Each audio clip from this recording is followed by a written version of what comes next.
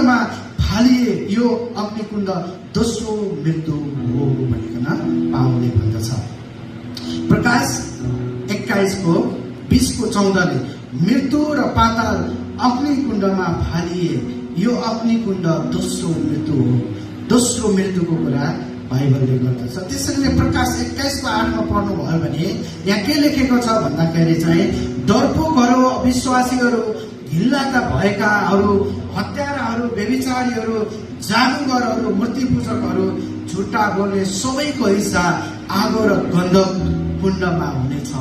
यो दोस्रो मृत्यु हो भनिकन प्रकाशको पुस्तकले, बाइबलको अन्तिम पुस्तकले भन्दछ। ख्रीष्ट बिना यदि कोही मर्छ भने, यदि ख्रीष्टलाई विश्वास नगरिकन कसैले जीवनको अन्त गर्छ भने चाहिँ त्यो व्यक्तिको न्याय चाहिँ कहाँ हुनेछ? दोस्रो मृत्युमा हुनेछ। बाइबलले के भन्छ? गन्धक र दमकने कुण्डमा हुनेछ। संसारमा यदि हामी दमकने कुण्डमा मानिसलाई हालिदियो भने एकैचोटिमा मर्छ। तर त्यो मृत्यु चाहिँ, त्यो आत्माको मृत्यु, त्यो मृत्यु पश्चातको न्यायको मृत्यु चाहिँ फेरि अनन्त मृत्यु हो। त्यो गन्धकमा चाहिँ मानिस एकैपल्ट पस्न बित्तिकै मर्दैन।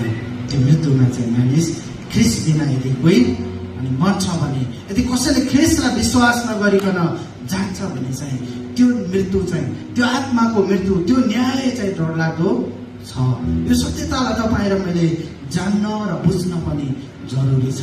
अनि मात्र तपाईँ र मैले हाम्रो जीवन कुन दिशामा जानुपर्ने हो, तपाईँ र मेरो मार्ग कुन बाटोमा लगाउनु पर्ने हो भन्ने कुरा हामी अनि सचेत हुन सक्दछौँ। प्रकाशको पुस्तकले भने जस्तै डरपोकहरू, अविश्वासीहरू, घिनलाग्दा भएकाहरू, हत्यारा, व्यभिचारी, जादुगर, मूर्ति पूजाहरू, झुट बोल्नेहरू सबैको हिस्सा चाहिँ के हो अरे भन्दाखेरि चाहिँ आगो र गन्धक दमकने कुण्ड चाहिँ यस्ता मानिसहरूको हिस्सामा छ भनिकन बाइबलले भन्दछ।